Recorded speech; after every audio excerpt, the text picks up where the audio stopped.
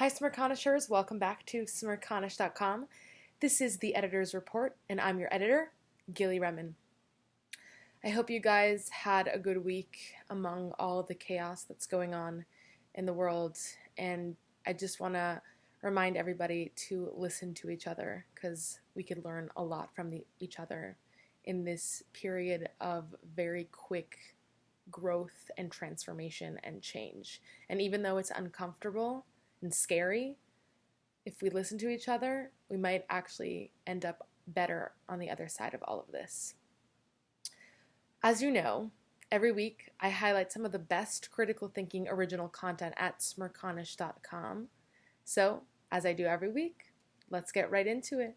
First up, we have a piece by Timothy Phelan called Doubling Down on Dumbing Down, where he advocates to bring the SAT back to its original status. He advocates that it is a good thing and it should be used, unlike some recent changes that have been happening, like in the University of California school system, where they made it not a requirement anymore. Then we have Sheila Harston. She wrote a piece called It's in the Mail, Voting During a Pandemic, where she really discusses the nuances of what's going on with voting in 2020 and how there should be mail-in votes for every state and every citizen who wants to vote, especially in a time where being around people, in close proximity to people, and in voting booths could be dangerous because we could be potentially spreading germs.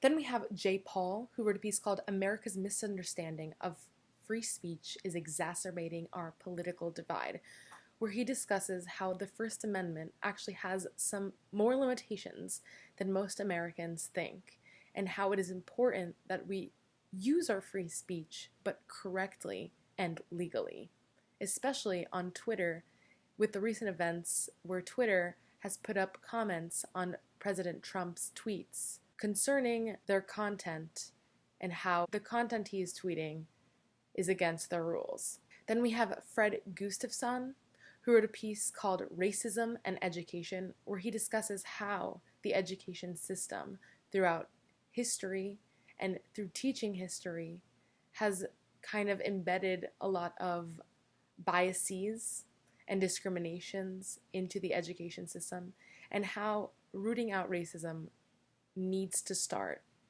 with education. Then we have Dan Kunin, who wrote a piece called A Bold but Viable Plan to Heal the Country, where he discusses how Michelle Obama should not only join the Biden ticket, but should take over and be the next president of the United States. Although I think it is unlikely, because Michelle has stated multiple times that she's uninterested in politics as a whole, it is a fun read from Dan Kunin. Then we have a piece by Suzanne Wagner called My White Privilege, where she discusses how she found out about white privilege, being a white woman, and how she is determined to make the world a more equal place for her and for her children. Then we have Mikta Rebecky, who wrote a piece called Please Don't Pick Your Own Sarah Palin, guiding Biden along on who his best VP pick can be, and urging him not to make the same mistake that John McCain made when he picked Sarah Palin.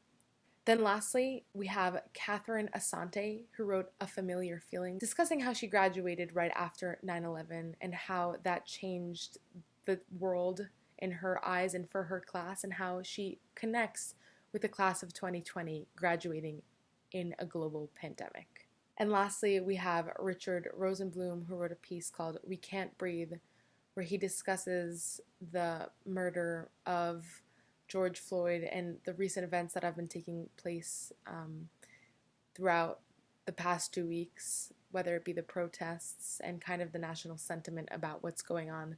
So if you're interested, read about that. And as always, if you guys have anything to write, please email us at editor@smirconish.com. I would love to work with you.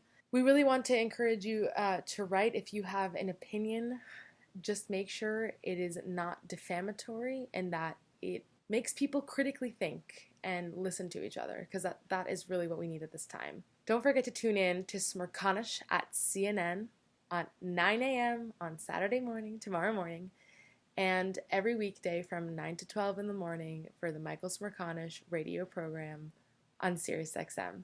Thank you so much for tuning in. Have a great weekend. Stay safe, be healthy, and peace.